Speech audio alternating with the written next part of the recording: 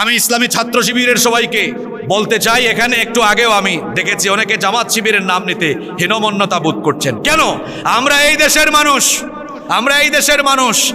এই দেশে জামাত শিবির ওপেনলি তাদের প্রোগ্রাম করবে, বাধা যদি কেউ দেয় আমরা মনে করব সে ভারতের পাঁচাটা গোলাম, ভারতীয় রাজাকারকে দেশের মানুষ ভালোভাবে মোকাবেলা করতে যাবে।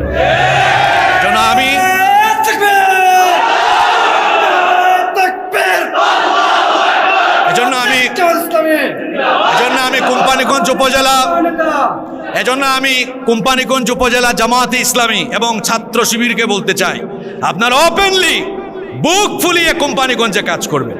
আমি গোটা বাংলাদেশ সফর করছি, গোটা বাংলাদেশে আমাদের ভাইয়েরা ওপেনলি কাজ করছে। এখানে কার এত বড় সাহস যে ইসলামী আন্দোলনের কাজে বাধা দিবে?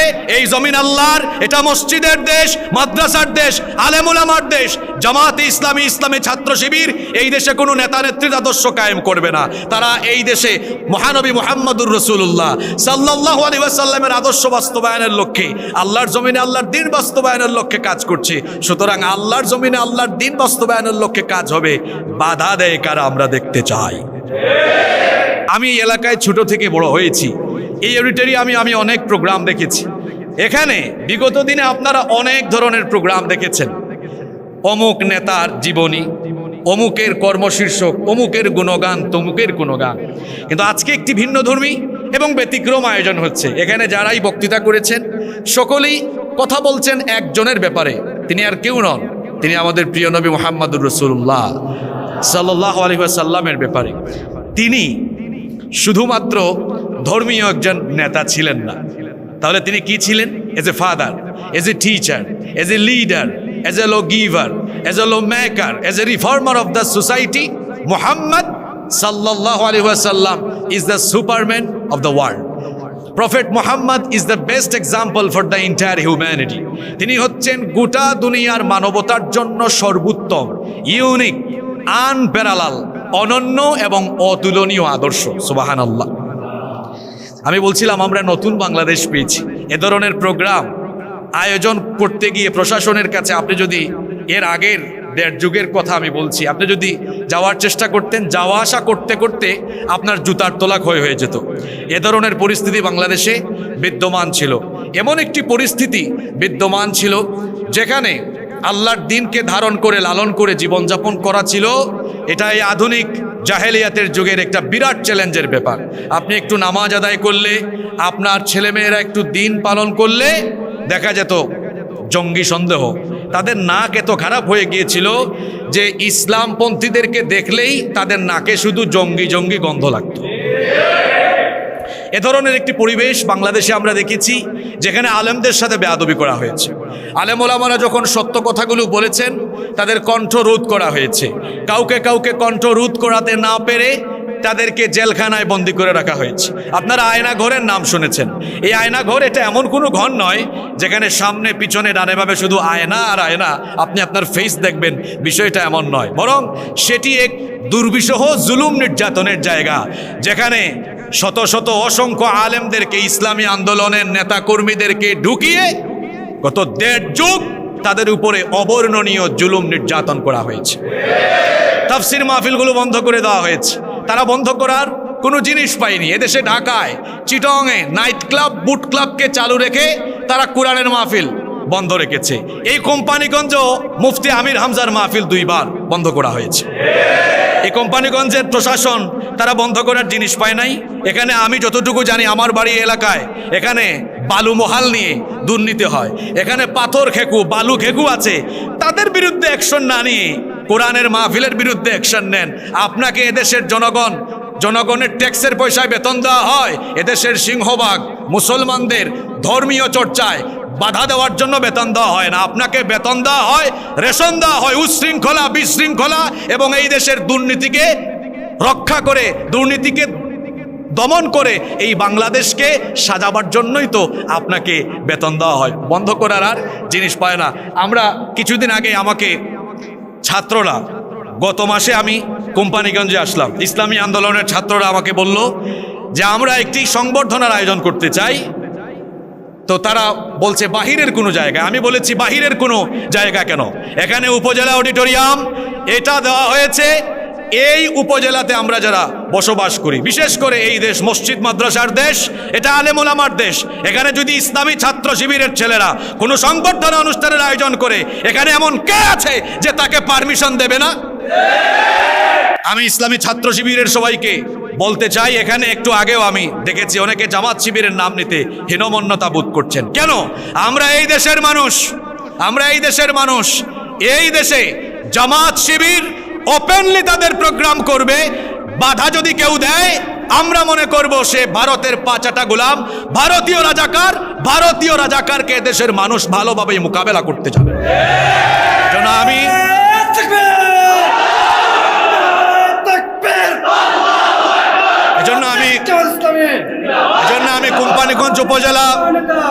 এজন্য আমি কোম্পানিগঞ্জ উপজেলা জামাতে ইসলামী এবং ছাত্র শিবিরকে বলতে চাই, আপনারা ওপেনলি বুক ফুলিয়ে কোম্পানিগঞ্জে কাজ করবেন। আমি গোটা বাংলাদেশ সফর করছি, গোটা বাংলাদেশে আমাদের ভাইয়েরা ওপেনলি কাজ করছে। এখানে কার এত বড় সাহস যে ইসলামী আন্দোলনের কাজে বাধা দিবে? এই জমিন আল্লাহর, এটা মসজিদের দেশ, মাদ্রাসার দেশ, আলেম ওলামার দেশ। জামাতে ইসলামী, ইসলামী ছাত্র শিবির এই দেশে কোনো নেতা নেত্রীর আদর্শ কায়েম করবে না। তারা এই দেশে মহানবী মুহাম্মদুর রাসূলুল্লাহ সাল্লাল্লাহু আলাইহি ওয়াসাল্লামের আদর্শ বাস্তবায়নের লক্ষ্যে, আল্লাহর জমিনে আল্লাহর দ্বীন বাস্তবায়নের লক্ষ্যে কাজ করছে। সুতরাং আল্লাহর জমিনে আল্লাহর দ্বীন বাস্তবায়নের লক্ষ্যে কাজ হবে। বাধা দেয় কারা আমরা দেখতে চাই। এজন্য আপনাদেরকে বলবো, সাহসিকতার সাথে কাজ করতে হবে। আল্লাহ আমাদের মধ্যে প্রজ্ঞা, মেধা এবং আল্লাহ তাআলা আমাদের মধ্যে সাহসের সঞ্চার করে দিন। বেশি বাড়াবাড়ির পরিণতি ভালো হয় না। গত 1.5 যুগ ধরে বাড়াবাড়ির কারণে কি পরিণতি হলো? পতনের জন্য সকল গ্যাপকে, গর্তগুলোকে পূরণ করে দেওয়ার পরেও পতন হলো ছাত্রদের মধ্য দিয়ে। যে ছাত্রদেরকে আল্লাহ তাআলা আবাবিল হিসাবে পাঠিয়ে দিয়ে আল্লাহ তাআলা তাদের এমন পতনের ব্যবস্থা করেছেন। আজকে তাদের পরিণতি এমন হয়েছে, আগামী 20 বছরে কেউ তাদের নামের প্রথম অক্ষরে আ বলতে পারে কিনা এটা সন্দেহ আছে। এটা হচ্ছে অতিরিক্ত বাড়াবাড়ির ফলাফল। আপনারা এদেশের আলেম ওলামাদেরকে নির্যাতন করেছেন। আপনারা আল্লামা আহমদ শফি রাহিমাহুল্লাহ, জুনাইদ বাবুনগরী রাহিমাহুল্লাহ, মুফতি আমিনী রাহিমাহুল্লাহ সহ আপনারা এদেশে কাকে বাদ দিয়েছেন বলেন? আপনারা বিশ্ব ইসলামী আন্দোলনের অন্যতম নেতৃবৃন্দ যারা ছিলেন তাদেরকে বিনা অপরাধে যুদ্ধাপরাধের নাটক মঞ্চস্থ করে, মানবতা বিরোধী নাটক মঞ্চস্থ করে নিরপরাধী মানুষগুলোকে আপনারা অন্যায়ভাবে মেরে ফেলেছেন। আপনারা অন্যায়ভাবে 13 বছর ধরে জেলখানায় বন্দী করে মেরে ফেলেছেন আমাদের কোরআনের পাখি শহীদ আল্লামা দেলোয়ার হোসেন সাঈদ রাহিমাহুল্লাহ। এই বাড়াবাড়ির পরিণতি ভালো হয়নি। আমরা তো গত 1.5 যুগ বাংলাদেশে ছিলাম। এত হামলা, মামলা, জুলুম, নির্যাতনে আমরা কথা বলেছি সব সময়। এই 5 আগস্টের পরে অনেকে মুখ খুলেছেন। আমরা তো 5 আগস্টের আগেও 1.5 বছর জীবন বাজি রেখে কথা বলেছি, কারণ আমরা মনে করি লাইফ হলো ওয়ান টাইম। মোমেন মৃত্যুকে ভয় করে না। ওই যে আমার জাতীয় কবি বলেছেন, ওহারা চাহুক দাসের জীবন, আমরা শহীদি দরজা চাই, নিত্য মৃত্যু ভিতরা মোরা মৃত্যু কোথায় খুঁজে বেড়াই। আমরা মৃত্যুকে শাহাদাতের মধ্য দিয়ে, আমরা মৃত্যুর মাধ্যমে নতুন জীবন খুঁজে বেড়াই। এজন্য আমরা কাউকে ভয় করি না। আমরা 1.5 যুগ কথা বলেছি। আমাদের ভাইয়েরা, আমাদের নেতৃবৃন্দ, আমাদের আলেম ওলামারা জেলে গিয়েছেন, বিভিন্ন হামলা মামলার সম্মুখীন হয়েছেন। আমরা কেউ দেশ ছেড়ে বলেন গিয়েছি? আমরা কেউ দেশেই তো ছিলাম। আমরা 15 বছর ছিলাম। 5 তারিখের পরে আপনারা 15 ঘন্টা থাকতে পারলেন না। আমরা 15 বছর সহ্য করলাম, আপনারা 15 ঘন্টা সহ্য করতে পারলেন না। কারণ কি? কারণ আপনারা এত বেশি অপকর্ম করেছেন, দুঃশাসন, অপশাসন এবং দুর্নীতি, লুটপাটের মহোৎসব করে এমন কর্মকাণ্ড আপনারা করেছেন। 15 ঘন্টা নয়, জনগণ 15 মিনিটের জন্যই পাইলে আপনাদেরকে গণধুলাই দিত। এজন্য আপনারা দেশ ছেড়ে তাও গিয়েছেন কোন জায়গায়? বেশিরভাগই মামু বাড়িতে গিয়েছেন। আমাদেরকে বলতো কথায় কথায় পাকিস্তানি রাজাকার। আমি গত 4-5 বছর ধরে উত্তরাঞ্চলে, দক্ষিণাঞ্চলে বহু জায়গায় যখন আমরা প্রোগ্রামে বাধার সম্মুখীন হতাম, গত বছর চুয়াডাঙ্গার দর্শনা চুয়াডাঙ্গার আলমডাঙ্গায় ওসি সাহেব ফোন করলেন যে প্রোগ্রামে আসবেন না। কেন আসবো না? কারণ আপনার বিরুদ্ধে অভিযোগ পেয়েছি আপনি স্বাধীনতা বিরোধী। আমি বললাম আমার জন্ম 90-এর দশকে জন্ম নিয়ে আমি কি করে স্বাধীনতার বিরোধী হই? তিনি বললেন যে আপনি চেতনায় স্বাধীনতা বিরোধী, চেতনায় স্বাধীনতা বিরোধী। তো বলছিলাম আমাদেরকে বলতো পাকিস্তানি রাজাকার। আমরা তো কেউ পাকিস্তানে যাতায়াত করিনি, পাকিস্তানের সাথে আমাদের কোনো সম্পর্ক হয় নাই, বরং আমাদেরকে যারা পাকিস্তানি রাজাকার বলতো তারা তাদের কর্মকাণ্ড দিয়ে প্রমাণ করেছে। তারা যখন ভারতে মামু বাড়ি দিল্লিতে পালিয়ে গিয়েছে, তারা নিজেরাই তাদের কর্মকাণ্ড দিয়ে প্রমাণ করে দিয়েছে তারা হলো ভারতীয় রাজাকার। সম্মানিত উপস্থিতি, দীর্ঘ সময় ধরে আপনারা আলোচনা শুনেছেন। আজকে আমার ইচ্ছে ছিল যে বিষয় দেওয়া হয়েছে এই বিষয়ে কমপক্ষে 30-40 মিনিট আলোচনা করার। সময়ের দিক বিবেচনায় আমাকেও শহরে ফিরে যেতে হবে, এজন্য আমি আপনাদের কাছ থেকে মাত্র 10 মিনিট সময় চেয়ে নিচ্ছি। এই 10 মিনিট সময় আপনারা আমাকে সহযোগিতা করবেন তো ইনশাআল্লাহ? আজকে পোস্টারে লেখা হয়েছে যে বৈষম্যহীন সমাজ প্রতিষ্ঠায় মহানবী সাল্লাল্লাহু আলাইহি ওয়াসাল্লামের আদর্শ। আমরা যদি এখন বাংলাদেশের মানুষকে জিজ্ঞেস করি আপনারা কেমন বাংলাদেশ চান, বিশেষ করে অভ্যুত্থানকারী ছাত্ররা বলছে আমরা একটি বৈষম্যহীন বাংলাদেশ চাই। এখন সবাই স্লোগান দিচ্ছে আমরা বাংলাদেশকে সংস্কার করতে চাই, রাষ্ট্র সংস্কার করে নতুন একটি রাষ্ট্র আমরা সাজাতে চাই। এখন আপনারা আমাকে বলেন তো, যদি আমরা আমাদের এই দেশকে সংস্কার করতে চাই, সমাজ এবং রাষ্ট্র সংস্কারের দিক দিয়ে নবী করিম সাল্লাল্লাহু আলাইহি ওয়াসাল্লামের চাইতে উত্তম কোনো আদর্শ দুনিয়াতে আছে? কারণ তিনি হচ্ছেন এই পৃথিবীর বিখ্যাত এবং সর্বশ্রেষ্ঠ সমাজ সংস্কারক, সর্বশ্রেষ্ঠ রাষ্ট্র সংস্কারক। তিনি আরবের একটি বৈষম্যে ঘেরা সমাজ ব্যবস্থাকে পরিবর্তন করে একটি বৈষম্যহীন রাষ্ট্র উপহার দিয়েছিলেন। এটা কোন সমাজ? এটা হচ্ছে সেই সমাজ যেই সমাজের মানুষ এত অসভ্য, এত বর্বর ছিল, যেখানে হানাহানি, মারামারি, কাটাকাটি, বিশৃঙ্খলা, রক্তপাত, নারীদের উপরে নির্যাতন, নারীর প্রতি বৈষম্য, নানা ধরনের অপকর্ম, অর্থাৎ এক কথায় এমন কোনো অপকর্ম, এমন কোনো অন্যায় ছিল না যা সেই সমাজে বিদ্যমান ছিল না। এই রকমের একটি জেহালতপূর্ণ সমাজ ব্যবস্থাকে নবী করিম সাল্লাল্লাহু আলাইহি ওয়াসাল্লাম ওহীর বিধানের আলোকে পরিবর্তন করে দিয়ে এমন একটি সোনালী সমাজ উপহার দিলেন, যেই সমাজের মতো করে আরেকটি সমাজ পৃথিবীতে কোনো রাষ্ট্র ব্যবস্থা, পৃথিবীর কোনো ধরনের মতবাদ আজ পর্যন্ত দেখাতে পারেনি। এজন্যই তো আমাদের খতিব সাহেবরা জুমার দিলে বলেন যে খায়রুল কুরুরি কারনান সুম্মা আল্লাযীনা ইয়ালুনাহুম সুম্মা আল্লাযীনা ইয়ালুনাহুম, সর্বশ্রেষ্ঠ যুগ হচ্ছে আমার যুগ, সর্বশ্রেষ্ঠ যুগ হলো রাসূলের যুগ। আপনাদের কোনো সন্দেহ আছে? নবী করিম সাল্লাল্লাহু আলাইহি ওয়াসাল্লাম জেহালতে ডুবে থাকা এই অসভ্য বর্বর মানুষগুলোকে পরিবর্তন করলেন। কিভাবে করলেন? আল্লাহর নবী রাষ্ট্র সংস্কারের আগে, আমার আজকে অনেক পয়েন্ট ছিল, আমি মাত্র 2টো পয়েন্ট নিয়ে আজকে কথা বলে আলোচনা শেষ করব। 1 নম্বরে তিনি যেটা করলেন, রাষ্ট্র সংস্কার, সমাজ সংস্কারের আগে আল্লাহর নবী আগে মানুষ সংস্কার করেছেন, মানব সংস্কার করেছেন। কারণ আপনি একটি সমাজ বা একটা রাষ্ট্র ব্যবস্থাকে যদি সংস্কার করতে চান, তো এই সমাজ বা রাষ্ট্রকে যারা পরিচালনা করবেন, সমাজ এবং রাষ্ট্রের বিভিন্ন সেক্টরে যারা দায়িত্ব পালন করবেন, সেই মানুষগুলোর মধ্যে যদি নীতি, নৈতিকতা, মূল্যবোধ, সততা, আমানতদারিতা, স্বচ্ছতা, আখিরাতের জবাবদিহির ভয় তাদের অন্তরে যদি ঢুকাতে না পারেন, তাহলে বলেন তো দুর্নীতিপরায়ণ ব্যক্তিবর্গ যদি সমাজ এবং রাষ্ট্রের বিভিন্ন সেক্টরে দায়িত্বে থাকে, সেই রাষ্ট্রকে কি সংস্কার করা সম্ভব? সেই রাষ্ট্রকে কি সোনালী রাষ্ট্র বানানো সম্ভব? এজন্য নবীজি কি করলেন? সর্বপ্রথম মানব সংস্কার করলেন। আর সেটা নবীজি কি দিয়ে করলেন? মানুষের তৈরি করা কোনো শিক্ষা দীক্ষা দিয়ে নয়, নবীজি সেটা করলেন ওহীর জ্ঞান দিয়ে, ওহীর শিক্ষা দিয়ে। যেটা আমার আগে মাওলানা মাসুক আহমদ ভাইও এই আয়াতটি তেলাওয়াত অত্যন্ত সুন্দর করে করলেন যে লাকাদ মান্নাল্লাহু আলাল মুমিনিনা ইয বাআসা ফীহিম রাসূলাম মিন আনফুসিহিম ইয়াতলু আলাইহিম আয়াতিহি ওয়া ইউযাক্কিহিম ওয়া ইউআল্লিমুহুমুল কিতাবা ওয়াল হিকমা ওয়া ইন কানু মিন ক্বাবলু লাফী দালালিম মুবিন। আল্লাহ তাআলা সূরা আলে ইমরানের 164 নম্বর আয়াতে বলছেন, অবশ্যই আল্লাহ মুমিনদের প্রতি অনুগ্রহ করেছেন যখন তিনি তাদেরই মধ্য থেকে তাদেরই একজনকে রাসূল হিসাবে পাঠালেন, যিনি তাদেরকে আল্লাহর আয়াতসমূহ তেলাওয়াত করে শোনালেন, যিনি তাদেরকে আল্লাহর কিতাবের আলোকে পরিশুদ্ধ করলেন, আল্লাহর কিতাবের জ্ঞান এবং হিকমা শিক্ষা দিলেন। ওয়া ইন কানু মিন ক্বাবলু লাফী দালালিম মুবিন, তারা ইতিপূর্বে স্পষ্ট ভ্রান্তিতে, গুমরাহিতে নিমজ্জিত ছিল। আল্লাহ তাআলা এমন এক কিতাব তার নবীর কাছে পাঠালেন। সূরা ইব্রাহিমে আল্লাহ বলছেন, কিতাবুন আনজালনাহু ইলাইকা লিতুখরিজান নাসা মিনাজ যুলুমাতি ইলান নূর, এমন কিতাব দিলাম লিতুখরিজান নাসা মিনাজ যুলুমাতি ইলান নূর, যাতে করে তমসাচ্ছন্ন নিকষ কালো অন্ধকারে পড়ে থাকা মানবতাকে আপনি আলোর দিকে, মিনাজ যুলুমাতি ইলান নূর আয় মিনাল কুফরি ইলাল ইসলাম ও মিনাদ দালালাতি ইলাল হুদা, কুফর থেকে ইসলামের দিকে, দালালাত থেকে হেদায়েতের দিকে আপনি যাতে নিয়ে আসতে পারেন। আল্লাহর নবী কি করলেন আপনারা একটু খেয়াল করে শুনেন।